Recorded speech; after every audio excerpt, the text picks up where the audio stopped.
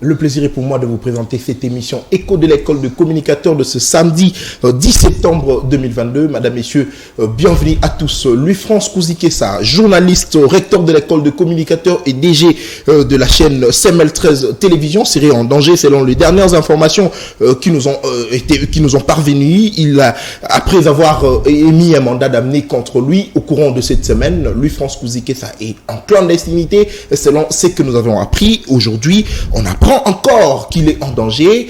Est-ce que la procédure ayant entaché justement sa poursuite a été respectée par la justice congolaise? On s'inquiète parce que si seulement Louis-France Kouzikessa aurait outragé, offensé les chefs de l'État, ce qui devrait être fait, c'était notamment la convocation d'abord et puis le mandat d'amener. Mais lorsque on constate que la justice congolaise commence directement avec un mandat d'amener, on s'inquiète, on se pose des questions, qu'est-ce qui ne va pas? Pourquoi on veut de la peau de Louis-France Kouzikessa, qui n'est que journaliste, qui n'a que la parole, alors que le pouvoir a tout, lui n'a que la parole pour parler? Est-ce que sa manière d'agir, est-ce que son émission, est-ce que la libre opinion, est-ce que le tic-tac dérange? Si seulement ça dérange, est-ce qu'il faut l'arrêter? Est-ce qu'il faut les traquer de cette manière? En tout cas, c'est une inquiétude, raison pour laquelle nous allons en parler aujourd'hui avec nos invités sur ce beau plateau de CML13 Télévision, essayer de savoir qu'est-ce qui ne va pas. Louis-France Kouzikessa en danger. Est-ce que la justice congolaise respecte en tout cas l'état de droit prôné par le chef de l'État? On va essayer de réfléchir sur ce beau plateau de CML13 Télévision. Aussi, la pénurie de carburant en République démocratique du Congo, précisément dans la ville-province de Kinshasa, bat son plein.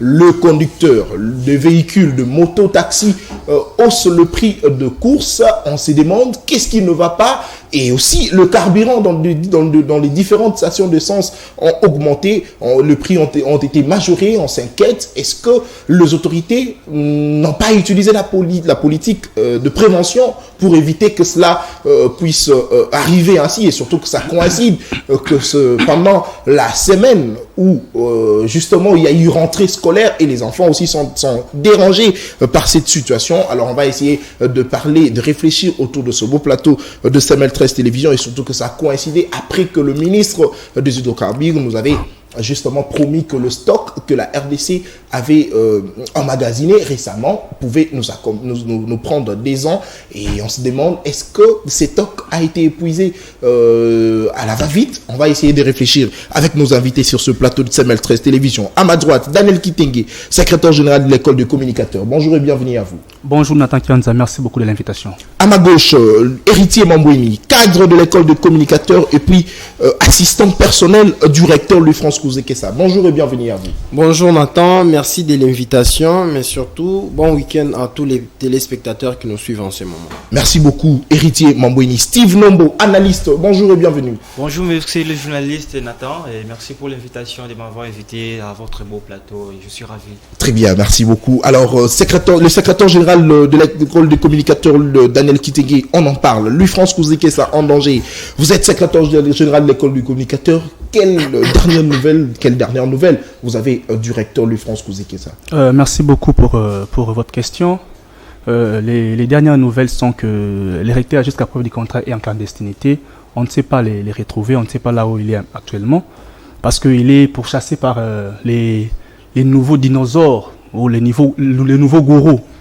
Parce que les gens dans le passé qui ont eu à combattre Kabila, qui ont eu à mener des combats féroces pour lutter pour un état de droit, aujourd'hui se transforment à ceux-là qui vont à ceux-là qui sèment la terreur dans les rangs des journalistes aujourd'hui. Parce que si vous vous rappelez, dans les jours passés, il y a eu tellement de journalistes qui ont été inquiétés. Une liste avait d'ailleurs circulé. On avait listé les journalistes qu'on devait inquiéter, et le recteur Louis-France Kouzikessa faisait partie. Et ce n'est pas pour la première fois, c'est la troisième fois. Il a été arrêté, il a été inquiété récemment ici, et ça c'est la troisième fois, et ça continue toujours. Les donneurs de leçons font exactement ce que hier il condamnait. Parce que je vais rappeler à M. Félix Tshisekedi qu'hier, avec lui, nous avons combattu le régime Kabila, avec lui, nous avons combattu les pratiques qu'il fait aujourd'hui. Nous avons combattu les arrestations arbitraires, nous avons combattu les attaques contre les journalistes, nous avons combattu tout ce qui s'est fait aujourd'hui. Tshisekedi nous avait promis récemment ici les prisons seront ouvertes pour les gens qui s'opposent à lui. Et voilà les résultats. Les premières victimes, c'est les recteurs de France Kouzike ça.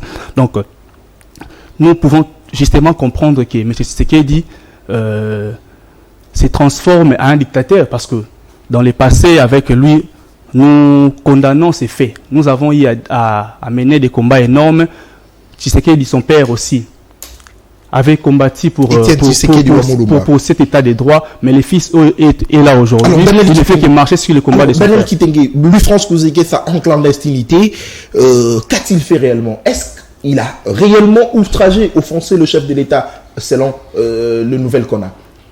Selon les nouvelles que nous avons, le dossier est vide. Il y a absolument rien. Le dossier est vide. Le problème est que lui, France Kouzike, ça dérange. Ses positions politiques face au pouvoir dérangent. Ça dérange. Hier, dans le passé, Tshisekedi ne voulait pas entendre parler de cette infraction d'outrage. Tshisekedi est celui qui nous avait dit au début de son pouvoir, sous son pouvoir, il ne veut pas qu'on arrête les gens à cause de l'outrage. Mais aujourd'hui, Tshisekedi est celui qui donne le quintus à la justice d'arrêter les gens à cause de l'outrage. Dans le passé, Tshisekedi a appelé Kabila papier. Lorsque vous êtes un opposant, vous traitez un président de la République de papier. Vous n'avez pas été inquiété. Tshisekedi a traité Kabila de tout le monde d'oiseaux, mais il n'a jamais été inquiété. Mais pourquoi aujourd'hui Tshisekedi veut se comporter de la sorte? Alors que lui, il est parmi les gens qui combattaient les régimes de Kabila énormément. L'outrage. Aujourd'hui, dire la vérité, ça devient l'outrage. Lorsqu'on vous dit que vous êtes à la tête d'un régime d'incompétents, ce n'est pas de l'outrage, mais c'est la vérité. Outrage au chef de l'État, c'est vrai. Daniel Kitenge, est-ce que lui, France, a-t-il utilisé de propos discourtoires avant le chef de l'État? C'était au cours d'une émission ou c'était dans un tweet? À ma connaissance, nous avons tous lu les récents tweets de lui, France, et nous avons tous suivi les récentes émissions de lui, France. Nulle part, les recteurs aillent à outrager les chefs de l'État. C'est parce que aujourd'hui, on ne veut plus attendre de la vérité. On ne veut plus que les gens disent la vérité. On veut que tout le monde se transforme en un applaudisseur de béton. On veut que tout le monde se rallie au béton musique que Ngobila nous avait prôné récemment ici. On veut que tout le monde adhère à l'orchestre de Sam Malokonde, Fati Béton. Mais ce n'est pas ça. Dans un pays démocratique, les opinions ne doivent pas être toujours les mêmes. On ne doit pas toujours être tous les chefs de l'État. Parce que nous avons tous notre l'article de la société. Nous vivons tous la misère qui se vit aujourd'hui dans notre pays. C'est notre devoir, étant que Congolais, de nous lever et de dire non aux bêtises que le pouvoir est en train de faire. On ne peut pas continuer à souffrir de la sorte parce que tout ce que nous reprochons au régime, si le régime pouvait bien travailler, on n'allait pas s'opposer contre lui. Si le régime ne fournit pas de résultats adéquats, vous voulez qu'on se taise, qu'on commence à acclamer le régime? Non. Nous dénonçons cette pratique macabre. Ça doit cesser, ça doit prendre fin. Très bien, ça doit cesser, ça doit prendre fin. Daniel Kitenge, secrétaire général de l'école de communicateurs. Héritier Mambweni, vous avez la parole. Vous êtes assistant personnel du recteur Louis France Kouzike qui est en clandestinité et qui est en danger, selon les dernières nouvelles que nous avons. Louis France Kouzike aurait offensé le chef de l'État. Vous confirmez ce fait? Parce que Daniel Kitenge a dit que le dossier est vide. Merci Nathan. Je commence par confirmer que Louis France Kouzike est en danger. Très bien. Nathan, vous savez, tout ceci se résume à l'acharnement contre un journaliste qui essaie de mettre la population à jour sur toutes les bêtises du pouvoir qui se passent au pays. Les signes du temps de la fin d'un régime. L'acharnement contre les journalistes. La traque des acteurs politiques pour des opinions contraires au régime en place. Le seul péché de Louis France Kouzike, c'est celui d'avoir une émission avec une rubrique tic-au-tac qui essaie de mettre la population au courant de tout ce qui se passe au pays, qui invite tous les acteurs politiques de l'Union sacrée qui passent sur ces plateaux et qui sont en difficulté de répondre aux questions de Louis France Kouzike. Et c'est pour cela qu'on les traque. Il n'y a pas outrage. Le dossier est vide, comme Daniel Kitenge. Le dossier est complètement vide. Louis France Kouzike, ça dérange le régime. C'est pourquoi il est poursuivi malheureusement par ces régimes. Nathan, vous savez, nous sommes très, très écœurés et sidérés de voir que c'est aujourd'hui l'IDPS qui poursuit les journalistes. Nous sommes tous nés dans ces pays et nous connaissons comment l'IDPS s'est comporté face au régime de Kabila hier. l'UDPS aujourd'hui ne pouvait pas avoir ce courage-là de traquer les journalistes. Il n'y a pas mieux que des insulteurs à l'UDPS. Vous savez combien Gilles Mounière a insulté les gens dans ces pays? Il n'a jamais été poursuivi.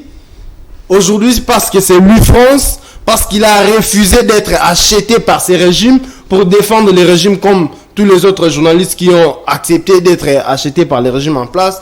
Lui, France commence à déranger et on veut les taire, on veut le faire taire. Héritier, est-ce que dans un pays dit de droit, on doit tous avoir de personnes qui ont le mêmes opinions? Est-ce que vous pensez que dans un pays de droit, ça doit se faire ainsi? Mais c'est cela le problème, Nathan. La chorale qui chante matin, midi, soir, état de droit ne comprend malheureusement pas ce que veut dire un état de droit. Daniel l'a dit, le chef de l'État nous a promis ici que au cours de son mandat, on n'arrêterait pas des personnes pour outrage au chef. Mais je peux vous citer combien sont aujourd'hui inquiétés à cause de la même infraction. Outrage au chef de l'État. Outrage au chef de l'État. Jimmy Kiteng est pris dans les conditions que nous connaissons nous tous. Pius Romain Roland le week-end passé, il a été pris comme un petit Koulouna dans les conditions que nous connaissons. Donc, on ne comprend malheureusement pas ce que veut dire un état de droit. On ne sait plus respecter les règles et les normes, la procédure selon laquelle il faut aller pour arrêter ou interpeller une personne qui est en infraction. On prend n'importe qui de n'importe comment. Lui, François Kouzike-Sa est directeur général d'une chaîne de télévision très bien connue sur l'étendue du pays. Et son bureau est connu. Pourquoi ne pas l'inviter? Son domicile est connu. Si seulement il a outragé le chef de l'État. Si seulement il a outragé le chef de l'État, on pouvait lui envoyer une invitation. Et il se présenterait à la justice.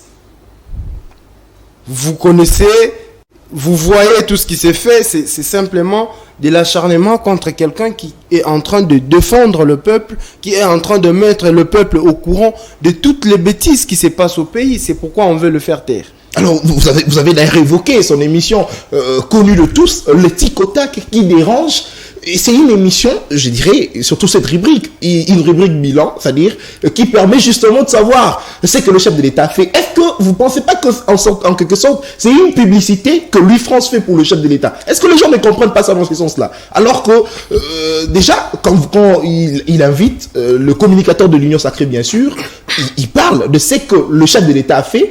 Est-ce que c'est pas en quelque sorte une publicité? Si par exemple, quand il pose la question, dites-nous, le chef de l'État construit combien d'écoles à Kinshasa? Et tu dis par exemple, le chef de l'État construit 10 écoles par exemple, dans telle commune, vous verrez telle école. Est-ce que c'est pas avantageux pour le chef de l'État? Est-ce que c'est pas avantageux pour que la population connaisse réellement ce que le chef de l'État fait? Nathan, est-ce que c'est à cause de ça qu'on peut traquer une personne? Cher Nathan, le chef de l'État a des mauvais collaborateurs aussi. Ça, il faut qu'on le souligne. Les collaborateurs du chef de l'État ne sont pas en train de l'aider à une année des élections qui arrivent. Les collaborateurs du chef de l'État devaient profiter, devaient saisir l'opportunité lorsqu'ils sont sur ces plateaux, j'allais dire, pour louer les bravoures, exposer le travail que le chef de l'État fait, si réellement il y a un travail qui est fait, bien sûr. Mais lorsque ces collaborateurs du chef viennent sur ces plateaux, ils sont en difficulté de répondre aux questions et ils vont dans les bureaux de l'ANER pour accuser faussement les journalistes et aujourd'hui on poursuit les journalistes. On ne comprend pas ce qui se passe dans ce pays. Et ça doit cesser, Nathan. Ça doit cesser. Merci beaucoup, Héritier Mamouini. Je rappelle qu'il est l'assistant principal du recteur de l'école de communicateurs Louis France Kouzike-Sa. Alors notre ami Steve Nombo, vous avez la parole aujourd'hui, voir un père de famille, Louis France Kouzike-Sa, directeur journaliste de son état, de surcroît directeur général d'une entreprise, Semel 13 Télévision. C'est d'ailleurs cette chaîne que nous sommes en train de tourner cette émission, bien sûr. Alors, aujourd'hui, le voir être traqué, poursuivi, un mandat d'amener contre lui, alors que c'est une personne connue, qu'on pouvait réellement l'inviter, commencer par une invitation, avant de pouvoir émettre un mandat d'amener contre lui. Est-ce que vous pensez que l'état de droit du chef de l'État n'est pas remis en cause à ces niveaux? À ce niveau, moi, je peux dire qu'il y a une ignorance totale au sein du système actuel. Voilà. Du pouvoir de M. Voilà. Félix Très bien. Tshisekedi. Si, par exemple, monsieur le journaliste Louis France a fait l'outrage au chef de l'État, la première des choses, il faut l'envoyer l'invitation. Très bien. Lui dit que non, monsieur, nous avons besoin de toi, venez à la justice pour que tu nous expliques d'abord, qu'on t'écoute. Mais jamais subitement vous venez amener un mandat d'arrêter chez quelqu'un comme ça, un père de famille qui est cadre avec tout ce qu'il a comme les occupations. Et puis, il doit se sentir lésé. Mes amis ont dit ici dans le plateau que arrivé de M. Félix Tshisekedi, il nous a promis que non, il n'y aura plus les arrestations. Il nous a promis la démocratie. Alors, moi j'aimerais savoir d'abord, la démocratie que M. Félix nous avait promis, ça relie à quoi?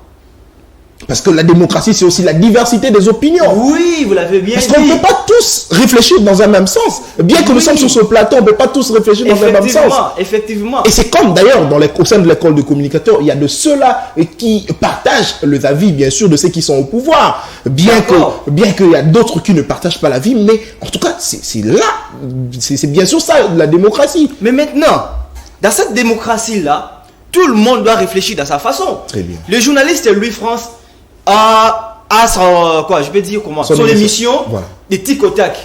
À quoi ça doit léser le gens de l'Union sacrée et le président de la République? Parce que nous, les Congolais, nous avons besoin de savoir ce que le président a réalisé tout au long de son mandat. Très bien. Les élections approchent, c'est bien là. On ne voit rien. Sur le plan économique, rien. Sur le plan infrastructure, rien. Sur le plan de la santé, rien. L'éducation, n'en parle même pas. Alors, si quelqu'un vient qui vous montre le feu, alors, à quoi vous devrez lui mettre sa vie en danger? D'où, mais c'est Tshisekedi doit un peu voir ce qu'il nous a promis. Il nous avait promis, on n'arrêtera plus les gens. L'année sera vide. Mais aujourd'hui, si vous passez dans une chaîne de télévision, vous parlez, ne fût-ce que même un mot qui est contraire de M. Félix, tu sais qu'il dit, ça devient un problème. Et tu vas voir que les gens de l'IDPS et de l'Union sacrée, ils veillent que tous nous puissions adhérer dans leur orchestre.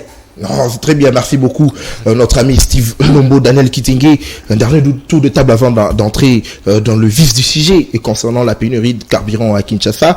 L'école de communicateurs à ces niveaux, qu'est-ce qu'elle fait jusqu'à présent? Parce que ça fait près d'une semaine que le recteur est introuvable, il est en danger, vous l'avez dit. Et qu'est-ce que l'école de communicateurs fait pour l'instant? Merci beaucoup Nathan. À notre niveau, nous allons saisir la MONUSCO. Nous allons saisir les organismes de droits de l'homme, voilà. Notamment la CNDH, pour montrer au monde entier ce qui est les régimes qui combattaient la dictature, qui combattaient les oppresseurs d'hier, s'est transformé aujourd'hui en oppresseurs. Nathan Kianza, comment on peut chercher à donner tort à Louis France Kouzekessa, d'autant plus que nous savons que si les communicateurs de l'Union sacrée sont en difficulté, c'est parce que leur chef est incompétent. Parce que si les communicateurs de l'Union sacrée avaient un chef qui avait donné de bons résultats, ils allaient venir ici dans ce plateau nous dire clairement ce que le chef a eu à faire. Parce qu'on ne peut pas... Vous savez, la vérité est universelle. On ne peut pas cacher la vérité. Lorsque nous connaissons que le chef de l'État a fait ceci, ça n'allait pas être difficile pour les communicateurs du régime d'en parler. Mais si ces gens n'arrivent pas à bien communiquer, c'est parce que leur chef continue toujours dans plusieurs ratés. Il n'y a que des ratés, Il y a que des ratés. Aujourd'hui, les vrais problèmes de la société, ce n'est pas d'attaquer les journalistes. Aujourd'hui, Bounagan est toujours occupé. On n'en parle plus. Le chef était récemment ici dans une fête en Belgique. Pendant que dans son pays, il y a la guerre qui continue. Le chef était dans une fête. Quand l'un des leurs, Kabound, sort pour nous dire que Tshisekedi est un jouisseur et que chaque week-end, il y a des fêtes à l'OIA, ce n'est pas nous qui le dit. Et surtout qu'il faut évoquer déjà, on va parler ça prochainement, que au Rwanda, selon les informations, le Paul Kagame s'est organisé, remis des j'ai suivi l'information. Mais parlons d'abord du dossier Louis France. C'est ça le problème. On ne peut pas s'acharner à un journaliste parce que ce monsieur-là vous dit la vérité. J'ai toujours eu à dire ceci, Nathan. La meilleure manière ou la meilleure façon de taire les critiques, ce n'est pas de traquer les journalistes ou de traquer les opposants. C'est de poser des actions fortes, des actions concrètes. C'est ça qui va faire taire les critiques. Parce que si vous arrêtez Louis France aujourd'hui, demain, il y aura d'autres gens qui vont toujours parler. On ne peut pas arrêter tous les Congolais. Parce que, faites un exercice, Nathan, qui est un vrai journaliste, descendez dans les marchés de Kinshasa avec un micro-baladère. Parce que nous, quand même, on vient à la télé le dire, mais il y a ceux-là qui le disent chaque jour à la cité.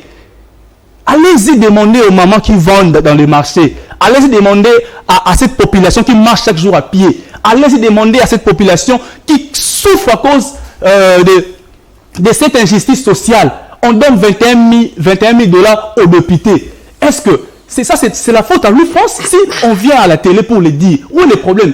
Parce que nous sommes victimes de cette souffrance, de cette misère. Aujourd'hui, les taux de dollars, ça bouge à tout moment. Ça a encore grimpé. Très bien. Il y a tellement de difficultés énormes que Tshisekedi doit résoudre, qu'il arrête cette manière de traquer les journalistes. Parce que cela ne va pas ajouter, ça ne va pas changer son bilan. Son bilan est toujours négatif. Aujourd'hui, j'atterris par là. Aujourd'hui, à Kwamout, il y a toujours des désordres énormes.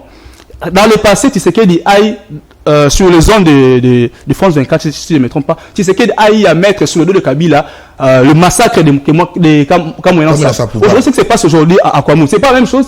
C'est pas la même chose. Merci beaucoup. Tshisekedi doit arrêter cette manière de faire les choses. Merci beaucoup, Daniel. Il est lui-même l'auteur de tout ce qui se passe aujourd'hui. Merci, Daniel. Il travaille pour l'intérêt de la population.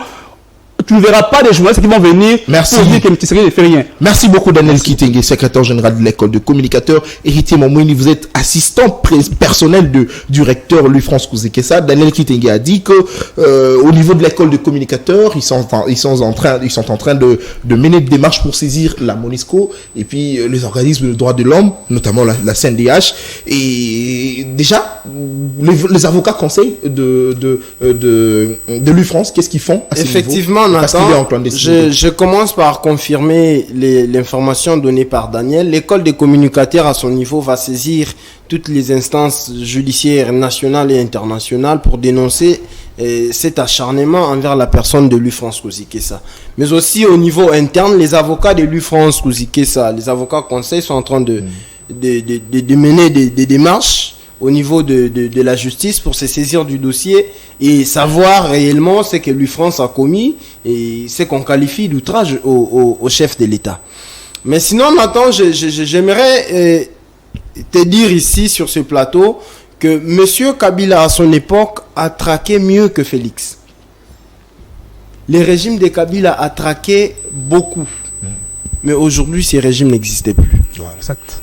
C'est-à-dire que tout pouvoir a un passe, début, rien n'est de mer. tout coule, tout passe, rien n'est de mer. Très bien. Tout régime a un début et une fin. Très bien. Vous pouvez traquer comme vous voulez. Nous n'allons pas nous fatiguer de dénoncer et le régime finira par partir. Très bien. Merci beaucoup. Donc, les régimes, au lieu de continuer à traquer les journalistes et les acteurs politiques, les régimes peuvent mieux faire en organisant plutôt, en posant des actions concrètes qui va apporter un plus dans son bilan. Parce que n'oublions pas que l'année des élections, c'est déjà l'année prochaine. Merci beaucoup. Pour insister à Kwamout, comme a dit Daniel, les gens meurent chaque jour. Et on aurait appris même que les autorités ont envoyé de militaires sans armes. On a envoyé. Et on ne sait pas la suite. Vous connaissez la situation de nos militaires. Merci beaucoup. On a envoyé quelques militaires qui malheureusement ont été pris par les fausseurs de Merci troubles. beaucoup. Et il y a absence totale de l'autorité de l'État dans Cette dame là-bas qui est là-bas. C'est l'union sacrée. Et surtout, ce qui est inquiétant, c'est de constater qu'on a vu la cérémonie de la réconciliation de Katangé. On a vu les autorités se déplacer, mais aujourd'hui à Kwamout, les gens meurent, les autorités ne se déplacent pas, c'est inquiétant. On va y revenir. Je donne la parole, cher ami. Alors, entrons directement dans le vif du sujet. Parlons de la pénurie, bien que vous allez revenir un tout petit peu sur le dossier Louis France, c'est pas mauvais, mais entrons aussi dans le vif du sujet avec la pénurie du carburant dans la ville-province de Kinshasa. Le ministre nous avait promis que le stock que la République démocratique du Congo avait emmagasiné allait justement nous prendre des ans, et on est surpris tous de constater que y a plus de carburant, et dans des stations de distance, le pompiste augmente le prix d'ailleurs, le coût de course chacun le fixe de sa manière. L'autorité de la ville, le commandant de la ville, province de Kinshasa, le commandant de la police, Sylvano Kassonga, a d'ailleurs promis de traquer le conducteur qui vont hausser le prix de course. Alors, quelle lecture avez-vous de ce fait, cher ami Steve Nombo? À ce niveau, c'est vraiment une grande tristesse d'apprendre tout ce qui se passe d'abord au niveau de l'organisation interne au sein de notre politique. Très bien.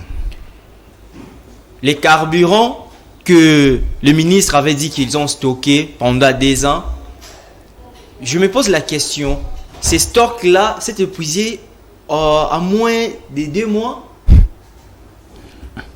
C'est d'ailleurs la question qu'on se pose. Le ministre avait promis que ça fera 2 ans. Oui. Nous sommes tous surpris. Les 2 ans, les prix ne cessent à augmenter. Aujourd'hui, en venant ici, je vis chez les cambistes, 1 litre s'est élevé à 7500. On les appelle les Kadhafi. Les Kadhafi, oui. Kadhafi. À 7500. Et voire même certains vendent les litres à 10 000. Oui. Maintenant, moi j'ai interrogé l'un des vendeurs du carburant en question. Il m'a dit que papa, guerre en Ukraine. Bon, je me pose la question. Bon, la guerre en Ukraine, c'est ça qui a causé qu'il y ait une augmentation des prix des carburants. Bon, pourquoi cette situation de l'Ukraine n'est pas c'est pas pareil au Congo-Brazza avec d'autres pays africains? Très bien. Est-ce que cette crise, ça se trouve seulement ici au Congo? Regardez. Non, à ce niveau, je peux me dire que c'est un faux débat. C'est vraiment un faux débat. C'est une question que nos autorités n'ont pas la volonté de répondre aux besoins sociaux de la population. En fait, le problème est que les gouvernements doivent mettre une politique qui doit permettre que les Congolais vivent dans de bonnes conditions. Très bien. Alors, Steve, aujourd'hui, voir les autorités congolaises dépendre de l'Europe de manière générale, est-ce que c'est pas une faiblesse? Parce que j'aimerais vous rappeler ici que le Nigeria a une usine de raffinerie de pétrole, de carburant, le Tchad également, l'Égypte. Pourquoi ne pas recourir à ces pays que de tendre la main en Europe? C'est une question que moi aussi je suis en train de réfléchir. C'est que ça. Et surtout que nous, en RDC, on a le pétrole. Pourquoi ne pas créer une usine de raffinerie? C'est ça. Nous, on a un système, parce que vous devez savoir d'abord, notre économie est extravertie. Nous dépendons sur les marchés extérieurs. Alors, du fait que d'emporter en état brut le matière première, alors ça fait que qu'on n'a pas la capacité là de produire à l'intérieur. Alors, c'est ça que je dis. Produire à l'intérieur, mais le chef de l'État avait promis qu'il fera des Congolais de millionnaires. D'ailleurs, il doit créer de l'emploi. Faire les Congolais de millionnaires en winner, en jouer le winner, en jouer le pari foot. Merci beaucoup, ça, c'est pas quelque chose glorifiant. Merci beaucoup, Steve Nombo. Alors, Daniel Kitingé, aujourd'hui, la pénurie de carburant, ça inquiète les Congolais. Alors, on a vraiment du mal à pouvoir se déplacer. On a du mal à vaquer librement à nos occupations quotidiennes. Les conducteurs augmentent le prix de course. On a vu le ministre sectoriel, le ministre Didier Boudimou, lors d'une déclaration à la RTNC, il dit que l'État congolais, le gouvernement, a mis à la disposition de la population 100 bis Transco pour pallier à ces difficultés de transport. Et aussi, le gouvernement demande à ce que dans différentes stations d'essence, qu'on puisse vendre à ceux qui viennent avec des Jeeps, vous voyez, le Jeep de l'X, de 30 litres, et ceux qui viennent avec de petites voitures de marque Ketch à 20 litres. Est-ce que vous pensez que c'est injuste de cette manière, et surtout que nous savons que les taxis, le bus, le Ketch, le voiture Ketch servent justement des taxis pour la population. Par contre, ceux-là qui ont de véhicules personnels, pourquoi ils peuvent avoir 30 litres en lieu et place de donner aux taximens 30 litres? Nathan Kianza, lorsque nous parlons de l'incompétence, c'est justement à cause de ce genre de choses. L'incompétence n'est juste que c'est celui qui n'a pas la capacité de satisfaire aux besoins de la population. Lorsque vous voyez un président de la République qui nomme à la tête d'un ministère aussi important comme les hydrocarbures un novice, un monsieur qui ne maîtrise pas les réalités de ces ministères-là. On nomme les gens sur base de quoi dans ce pays? Parce que, avant de payer sa mère, on le bombarde comme ça, une fonction énorme, et aujourd'hui, voilà les conséquences. Nous subissons les conséquences du choix de Tshisekedi. C'est lui qui a nommé Didé Bidimbo à la tête de ces ministères, c'est Tshisekedi. Bidimbo, lui-même en arrivant, qu'est-ce qu'il nous a dit? Qu'est-ce qu'il a dit dans une émission, nous l'avions tous suivi, devant Perrault Louara et Élisée Aude, si je ne me trompe pas. Il a dit, en arrivant au ministère, je ne maîtrisais absolument rien. Il m'a fallu 14 jours, 14 jours pour être formé, pour avoir une formation. Donc, 14 jours pour la formation. Donc, le ministère est dirigé par une personne qui n'a fait que 2 semaines dans une formation. La formation de 2 semaines pour maîtriser les hydrocarbures. Vous comprenez vraiment? Et lorsqu'on parle de l'incompétence, on veut nous traquer. Lorsqu'on parle des gens qui ne maîtrisent absolument rien, on veut nous traquer. C'est Bidimbo qui l'a dit lui-même. Qu'en arrivant avec mon équipe, on ne maîtrise absolument rien. Daniel Kitenge, augmentation de courses à Kinshasa. Est-ce qu'il faut commencer à traquer d'abord ceux-là qui augmentent le carburant? Daniel, je te relance. Oui. Parce qu'on a appris ici, j'ai d'ailleurs circulé dans différentes stations de sens, et vous voyez le pompiste vendre 1 litre d'essence à 6 000 francs, alors que le litre d'essence se vend à 2 000 et vendent à 6 000.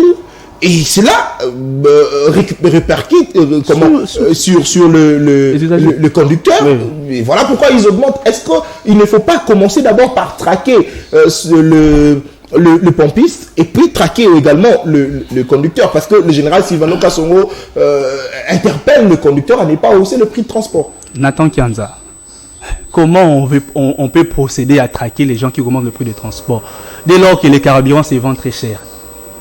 Quelqu'un qui achète 1 litre de carburant, 1 litre d'essence à 6 000 francs par exemple. 6 000 francs. Pour faire le plein, ça doit coûter combien? Mais c'est qu'on doit revoir certaines notions. Je pense qu'il ne maîtrise pas certaines choses. Très bien, merci. Parce que s'il était sérieux, il n'allait pas faire ces communiqués-là. Merci beaucoup. J'atterris s'il vous plaît. On ne peut pas traquer les conducteurs parce qu'ils sont victimes de l'incompétence de ces ministres. Merci beaucoup. Bidimbo. Merci. Il a d'ailleurs lui-même dit qu'il ne maîtrisait pas les hydrocarbures quand il est arrivé. Merci beaucoup Daniel Kitenge, héritier Mamboni. Aujourd'hui, l'inquiétude ici est que le pompiste favorise. Si vous allez dans plusieurs stations d'essence à Kinshasa, vous verrez que la plupart, ce sont ceux qui ont de bidons qui sont le plus servis davantage. Et la plupart de ceux-là sont ce qu'on appelle le Kadhafi. Et ils ont majoré le prix de leur manière. Ils vendent d'ailleurs, pour certains, vendent 1 litre à 7 000, 8 000 francs. Est-ce que les autorités, avec cette pénurie, ne devraient pas commencer d'abord par traquer ces gens et puis arriver au niveau de traquer le conducteur de véhicule? Nathan, c'est la traduction de la mauvaise gestion du pays. Si aujourd'hui vous invitez un acteur politique, un communicateur de l'Union sacrée sur votre plateau, posez-lui la question de savoir la politique publique mise en place par les chefs de l'État via les ministères des hydrocarbures en matière des hydrocarbures. Il n'aura pas la réponse. C'est-à-dire qu'on ne peut pas aller suivre une formation de 2 semaines, même si c'est à Sorbonne, pour venir gérer un ministère comme celui des hydrocarbures. C'est trop prétentieux. Très désolant. La personne qu'il faut à la place qu'il faut. Ce principe n'a pas été respecté par M. Félix Tshisekedi. Et nous avons les conséquences. Nous avons tous suivi les générales Sylvano Kasongo qui dit qu'il va traquer ceux qui vont hausser les prix de la course, pititi patata. Nathan, en microéconomie, il y a ce qu'on appelle la loi de l'offre et de la demande. Très bien. Et surtout que vous êtes économiste. Effectivement. Ça, ce sont des petites notions de l'économie. Ce qu'on appelle le ABC de l'économie. ABC de la microéconomie en première année. Merci, moi je ne suis pas là en tout cas. Des graduats. Épargnez-moi. Vous voyez? Donc c'est un principe économique qui étudie la relation qu'il y a entre l'offre et la demande sur les marchés. Très bien. Et nous sommes face à cette situation. Il y a plus de demandeurs et il y a moins des offreurs. Les prix doivent augmenter.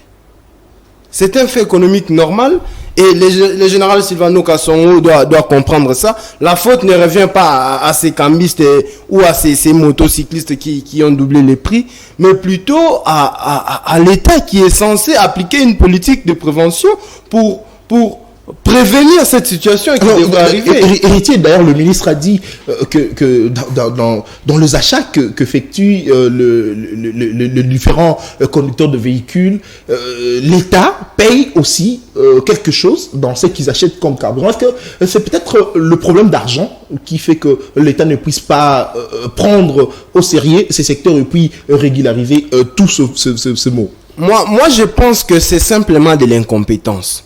Certes, l'État subventionne certains secteurs de la vie économique d'un pays, comme les hydrocarbures. L'État subventionne les opérateurs économiques qui œuvrent dans ce domaine-là pour essayer de stabiliser les prix du litre de carburant à la pompe. Mais nous faisons face à une situation qui s'est répétée parce qu'il n'y a pas longtemps, nous avons parlé de la pénurie de carburant sur ces plateaux de télévision. Et les ministres Didier Boudimbu nous a tant promis que la crise ne se répéterait plus. Mais ce qu'il avait promis d'ailleurs avec le stock qu'on avait, ça allait nous amener jusqu'à enfin, ça allait faire 2 ans. Posons-nous la question, qu'en est-il de ce stock tant vanté par les ministres? Alors, héritier, n'oublions pas votre casquette parce que vous êtes économiste. Aujourd'hui, le pays n'a pas un ministre de l'économie, bien que c'est le ministre de Finances qui assure l'intérim. Aujourd'hui, est-ce que c'est pas aussi ça le problème que la RDC connaît à ces niveaux? Pas du tout, Nathan, parce que les secteurs des hydrocarbures est géré d'ailleurs par un ministre des hydrocarbures. Oui. C'est un secteur économique, certes, mais qui est scindé. Il y a un ministre des tutelles qui se charge de la question. Donc, il n'y a pas à prendre cette lourde responsabilité de Didier Boudimbu pour jeter au ministère de l'économie. Par rapport au prix, parce que c'est le ministre de l'économie qui fixe le prix. Justement, le ministre de l'économie, je crois que même si le ministre n'est pas là, tous les services du ministère de l'économie fonctionnent normalement parce que nous sommes dans un pays où il y a des normes à respecter. Et moi, je pense qu'il y a tous les prix de produits pétroliers qui sont repris au ministère de l'économie. Ils peuvent se référer. Merci beaucoup, héritier Mombweni. Steve Nombo, le ministre a promis que dans 4 ou 5 jours, qu'il y aura 25 000 tonnes qui déjà vont arriver ici en République démocratique du Congo. Est-ce qu'un ouf de soulagement pour le Quinois? Bon, à ce niveau, moi je peux dire, je ne peux pas affirmer parce qu'on ne sait pas à quel niveau, quand est-ce que ces stocks va arriver. Et d'ailleurs, il a dit c'est dans 4 ou 5 jours. Bon, là, franchement, je ne peux pas affirmer. Mais c'est que je vais faire comprendre à la population congolaise, les ministres du Dokabir, Ulfi, ministre de l'Éducation. Alors, il faut d'abord voir la personne. Qu'a-t-il fait lorsqu'il était vice-ministre de l'Éducation? 0.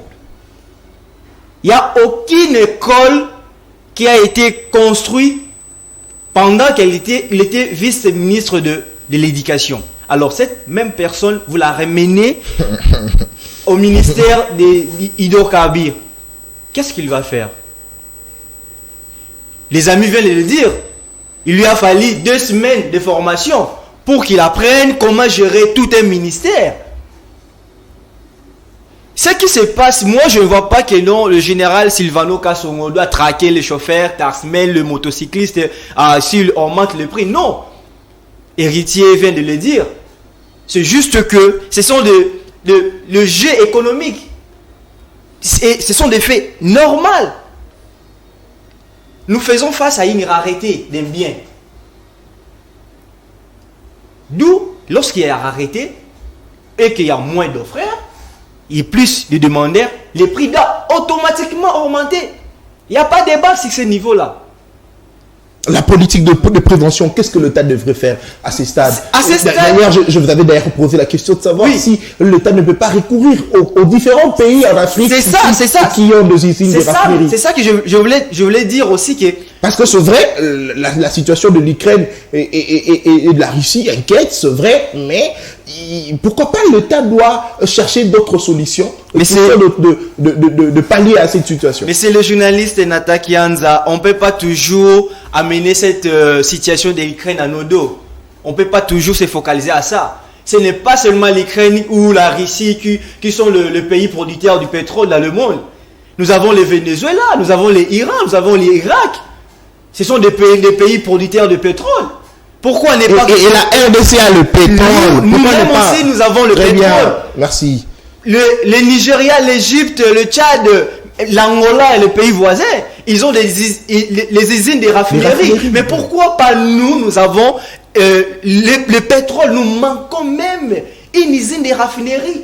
Et nous pouvons dire que cette usine, si la RDC a cette usine de raffinerie, vous savez combien de pays limitrophes de la RDC vont la bénéficier? Merci beaucoup Steve Nombo, Daniel Kitenge. Aujourd'hui, nous voyons comment le gouvernement de Warrior c'est démène pour trouver des solutions. Et d'ailleurs, selon les informations, on a suivi une information selon laquelle le ministre de Transport était en déplacement en Turquie pour commander 14 bus fluviaux et 6 taxis fluviaux, question de permettre justement à la population de vaquer librement à leurs occupations, et cela va naviguer sur le fleuve Congo, et ça va permettre à ceux de Maluku de venir en ville et puis de quitter de la ville jusque vers Maluku. Est-ce que ce ne sont pas de fortes de solutions que le gouvernement cherche à apporter pour la population, et surtout que le ministre Didier Boudimbo a dit que le gouvernement a décidé de mettre à la disposition des Congolais 100 bus Transco, question de pallier à cette situation. Est-ce que ce sont de solutions? Est-ce que c'est un ouf de soulagement pour les Congolais de manière générale? Nathan Kianzafi, c'est lui des transports. Qu'on voit d'abord les bateaux qu'il a ramenés. Parce qu'au Congo, ça viendra dans quelques jours. Mais on attend. C'est pas encore venu. On avait promis aux étudiants les transports transacadémiques. Jusqu'à maintenant, c'est où? Une illusion. C'est où? Je vais revenir à vous sur cette question. Transacadémiques, jusqu'à maintenant, c'est où? C'est toujours le même ministre, non? Il a déplacé un chef de l'État pour inaugurer. Vous comprenez comment on joue avec le chef de l'État? Non, mais et apparemment, lui aussi, il ne sera pas compte le stock de apparemment, lui, il ne sera pas compte qu'on est en train de jouer avec lui. On lui a fait déplacer pour inaugurer les transacadémiques. Et c'est comme on a fait déplacer le chef de l'État pour inaugurer le projet Kinbopé. Pour poser la première pierre. Pour une petite usine qui le chef de l'État s'est déplacé. Pour poser la première pierre à Banana. Jusqu'à maintenant, il n'y a même pas de tracteurs. Vous comprenez? Non, on a mis à disposition des Congolais 100 bis. Il y a toujours des bis Transco, non? Il y a des transports toujours difficiles. Ça va être déplacé sur le terrain quel jour? On ne sait pas. Et surtout que ce qui est inquiétant, c'est de constater, surtout pour ceux qui habitent la Tchangou, et ce qui est inquiétant, c'est de constater que même le bis Transco font des demi. C'est ça d'abord, ce qu'on est en train de dire. Où sont les centres? Je le dis parce que moi, je suis journaliste, je ne suis pas celui qui reste au bureau. C'est ça. Je suis dans des reportages, je dis ce que je connais. C'est ça, Nathan. Où sont les bis Transco? 100 bis Transco. Est-ce que 100 bis Transco peut pallier vraiment au problème de transport de la ville de Kinshasa? Mais soyons sérieux! Kinshasa, c'est la ville qui a plus de 12 millions d'habitants, monsieur. Merci. 100 bis Transco. Ça fera combien de bis? Merci beaucoup. S'il vous plaît. Donc, ce que le gouvernement est en train de faire, c'est tout sauf chercher des solutions. Très bien, c'est tout sauf chercher des solutions. Héritier Bambouni, on a parlé, nous avons ici parlé de Transacadémia, et surtout que vous êtes encore étudiant, en L2 bien sûr. Déjà, comment vous vous sentez? Parce que le chef d'État avait inauguré ces bus, et jusqu'à présent, ces bus ne sont pas encore à la disposition, bien sûr, des étudiants. Comment vous vous sentez? Nathan, nous avons comme impression que la plupart des ministres de ce gouvernement des Warriors ont une maladie qui s'appelle incompétence. Le ministre des Transports nous promet avec toutes les louanges les bus Transacadémie. Il organise des cérémonies qui ont coûté de l'argent au trésor public. On invite le chef de l'État au palais du peuple pour l'inauguration. Plusieurs mois après, rien n'est sur terrain. Aucun bus. Et si un pareil ministre continue de nous promettre, est-ce que doit-on croire à ces promesses? Pas du tout. Pas du tout. On ne résout pas un problème par un autre problème, Nathan. Exact. On n'a pas contre une solution. Effectivement. Les problèmes qu'il y a dans la ville, c'est un problème lié au transport. On ne peut pas aller prendre 100 autres bus Transco, les mettre en circulation pour parler à cette situation. Et surtout qu'on a un problème de carburant. Vous imaginez... J'ai d'ailleurs rigolé lorsque j'ai lu un tweet d'un monsieur qui se pose la question, 100 bus Transco, c'est vrai, on a un problème de carburant. Est-ce qu'on va mettre de l'eau salée dans les réservoirs Justement, ce sont des questions que nous devons nous poser. Certes, les bus Transco ne s'approvisionnent pas en carburant comme tous les autres véhicules dans les stations de tout le monde, mais les problèmes des carburants est un peu un problème général et généralisé. Oui, parce que nous voyons même d'ailleurs les stations d'essence de l'État ont des problèmes pour servir la population. Même les conseillers dans les ministères, parfois certains aujourd'hui sont obligés de prendre des motos pour arriver au travail.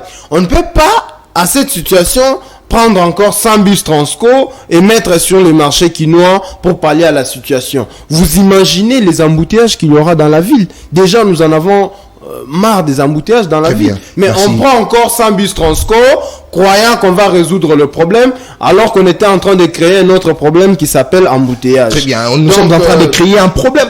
Effectivement, aux autorités, pour pallier à cette situation, il suffit de toujours prévoir.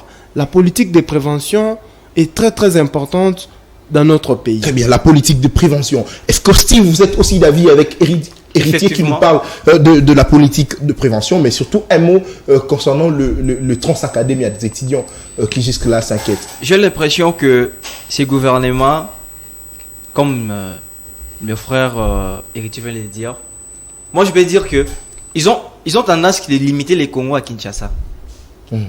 Les Congos, ce n'est pas seulement Kinshasa. Imaginez que... C'est aussi l'intérieur. Oui. Transco.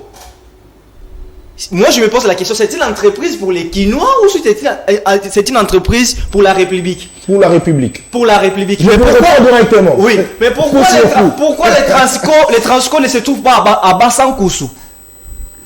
Pourquoi les Transco ne se trouvent pas à Mandaka? Et en plus, vous venez, le ministre vient inaugurer Transacadémie. D'où moi, je n'ai jamais vu ça. Alors, à la place, moi j'aimerais qu'il y ait une politique, à la place de créer encore, bon, parce que moi, Transacadémie, je la ferme où je le paralyse comme étant une autre entreprise de transport pour résoudre le problème des étudiants. Alors, très bien. Alors, prenez directement votre conclusion. Oui. Votre conclusion par rapport à ce qu'on a. Pourquoi ne pas d'abord résoudre ce qui est d'abord le problème des Transco et puis vous partez à Istanbul, vous avez dit, pour aller chercher d'autres bus fluviaux et pour aménager le transport fluvial. Bon, nous savons que le fleuve Congo n'est pas navigable sur tout le plan. Alors, est-ce que les transports de quitter Gombe, Maluku, cela va diminuer les embouteillages? Je ne pense pas. C'est un autre dossier, on va parler prochainement. Concluez. Je dois conclure. Un autre dossier. Pour moi, je dois trouver que les gouvernements de Warriors doivent être précis dans ce qu'ils font. Très bien. La précision surtout. C'est très important. Cette politique de prévention. Merci. C'est une politique qui doit pas seulement booster, mais amener une réalité. Et puis, le fait que la population doit sentir que nous vivions dans de bonnes conditions. Merci beaucoup, Steve Nombo. Je reviens avec Héritier pour prendre la conclusion et puis conclure avec le secrétaire général de l'école de communicateurs. C'est très important. La conclusion. Oui, merci Nathan. Avant de chuter à la conclusion, j'aimerais, Nathan, vous savez, nous sommes dans un plateau de télévision, nous sommes des scientifiques, nous sommes censés rester dans la vérité et je voulais faire un petit recadrage par rapport à ce qu'a dit mon ami Steph. Les bus Transco, aujourd'hui, moi je vais à Kikwit tous les jours. Les bus Transco font ces trajets. À Mandaka aussi, il y a des bus Transco. À Matadi, c'est-à-dire que les bus Transco ne se limitent pas seulement et chez moi, à Chilingue là-bas. Effectivement, c'est là où il faut peut-être encourager les... Parce que moi je suis de Chilingue. Là-bas, au Kassai, j'en ai besoin. Laissez-moi chuter. Tu sais, je n'ai jamais voyagé chez moi. Je ne suis jamais allé à Chilingue. Laissez-moi chuter, Nathan. Allez. Donc, il faut qu'on nous mette un bus Transco d'ici jusqu'à Chilingue. Certes, les bus Transco ne suffisent pas pour servir tout le peuple congolais jusqu'au stade actuel. Le gouvernement doit multiplier les efforts pour y arriver. Je voulais simplement recadrer par rapport à ce qu'avait dit mon ami. Correct. Transco, Conclusion. C'est devrait se limiter à la ville de Kinshasa. Ce n'est pas correct. Conclusion. Pour conclure, j'adresse toute notre compassion à Louis-France Kouzikessa de là où il est dans sa clandestinité. Louis-France, tu as tout notre soutien. Nous sommes derrière toi et nous allons gagner ce combat. Très bien. Au peuple congolais, vous êtes témoins de la souffrance de chaque jour que nous vivons, vous et moi. Vous serez seuls devant les urnes en 2023. Ce n'est pas une campagne anticipée que je fais, mais c'est plutôt une interpellation plutôt de la conscience que je fais au peuple congolais pour mettre hors état de nuire tous les dinosaures du pouvoir en place qui sont en train de mettre la population congolaise dans des difficultés énormes. Pour ajouter d'ailleurs quelque chose, c'est ce que vous avez dit. J'ai lu un tweet où un monsieur dit, lorsque vous serez aux urnes, Kanissa, que Balaka, Kyo, que RDF comme Allemagne d'Afrique. Très bien. Alors Daniel qui fait des conclusions. Rapidement. Merci beaucoup Nathan Kianta. Moi je m'adresse d'abord ma compassion à l'égard de notre chef, Louis-France Kouzikessa, là où il se trouve actuellement. Nous partageons sa peine et nous continuons ce combat. C'est un combat et on reconnaît la grandeur des hommes en livrant des grandes batailles. Nous allons vaincre ces combats. Au peuple congolais, face à une injustice, la désobéissance civile est moralement acceptable. On ne peut pas continuer à rester mains croisées, bras croisés, en observant tout ce qui se passe sur notre pays. On donne 21 000 $ aux députés, on ricane, on ne fait rien. Le prix augmente au marché, on ne fait absolument rien. Toutes les bêtises, nous ne faisons qu'accompagner les régimes dans les ratés. C'est à nous d'être conscients, d'être responsables que ce qui se passe ici, ça ne peut pas se faire. Un penseur disait que dans votre pays, si on ne vous donne ni eau, ni électricité, ni à manger, là vous devez vous révolter. Très bien. Pour remettre la ligne droite. Nous sommes les souverains primaires. C'est à nous de remettre la ligne droite dans ce pays. Très bien, merci. C'est notre devoir de continuer à se mener ces combats et nous allons continuer ces combats jusqu'à la fin. Merci beaucoup Daniel Kitenge. On t'a vu avec une ligne sur la tête, on s'est dit mais qu'est-ce qui se passe Daniel? C'est l'image du chef. Très bien.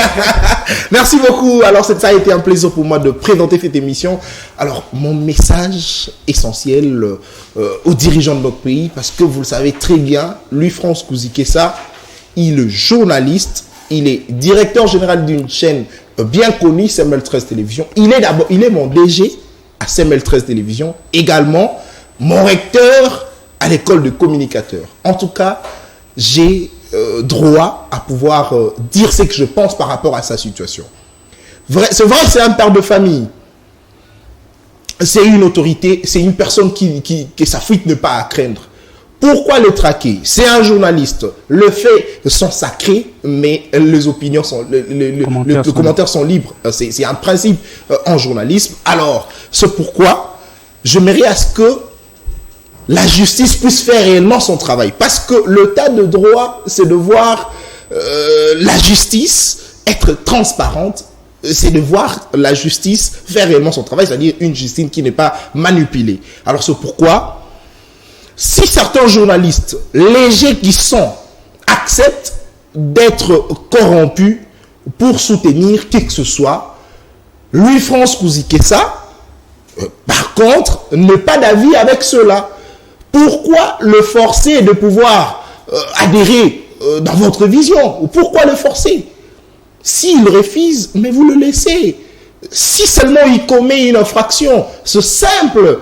La justice voudrait qu'on puisse d'abord le convoquer pour une première fois, le convoquer pour la deuxième fois. S'il ne vient pas, vous le traquez, vous l'arrêtez. Et pourquoi émettre un mandat d'amener contre une personne qui ne connaît pas ce qu'il a commis comme infraction?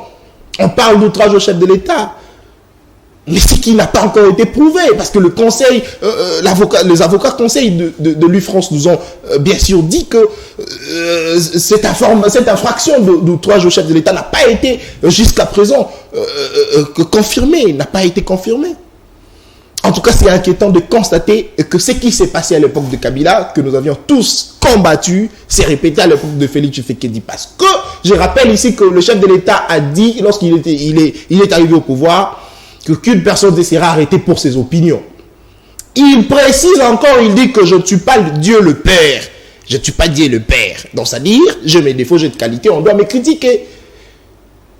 Alors, nous voulons que la justice puisse faire réellement son travail. Laissez le journaliste tranquille. Occupez-vous de politique. Laissez le journaliste tranquille. Il fait son travail. Il invite les communicateurs de l'Union Sacrée. S'ils sont incapables de répondre aux questions, c'est quoi son problème? C'est quoi le problème de l'UFrance? En tout cas, nous voulons que le pays puisse avancer. Pour que ce pays puisse avancer, il faut que la justice soit équitable. En tout cas, il y a deux urgences. L'urgence aujourd'hui, c'est le social des Congolais. L'urgence aujourd'hui, c'est Bunagana. Parce qu'on apprend ici que le rebelle commence à distribuer le cahier aux Congolais, aux enfants congolais. Bunagana, 3 mois déjà sous l'emprise de l'oppresseur. L'urgence aujourd'hui, c'est le carburant. L'urgence aujourd'hui, ce sont les fonctionnaires qui sont impayés. L'urgence aujourd'hui, ce sont le NU, les enseignants qui ne sont pas payés, le policier, le militaire. C'est ça l'urgence. L'urgence n'est pas d'arrêter l'UFrance Kouzikessa. Alors, le mission est fini. Merci Steve Nomo, merci Daniel Kitege, merci Héritier. C'est moi qui vous remercie. Le plaisir est pour moi de vous présenter cette émission. Alors, madame, messieurs, on se retrouve le samedi prochain. Ça sera avec un plaisir. D'ici là, portez-vous bien et bon week-end chez vous. Au revoir. Et sinon, j'ai oublié souhaiter joyeux anniversaire à notre ami Jonathan Mabela. Vous le connaissez très bien, Jonathan Mabela. Alors, joyeux anniversaire à toi, cher ami. Je n'ai pas oublié. Merci beaucoup. Au revoir. Joyeux anniversaire. Joyeux anniversaire.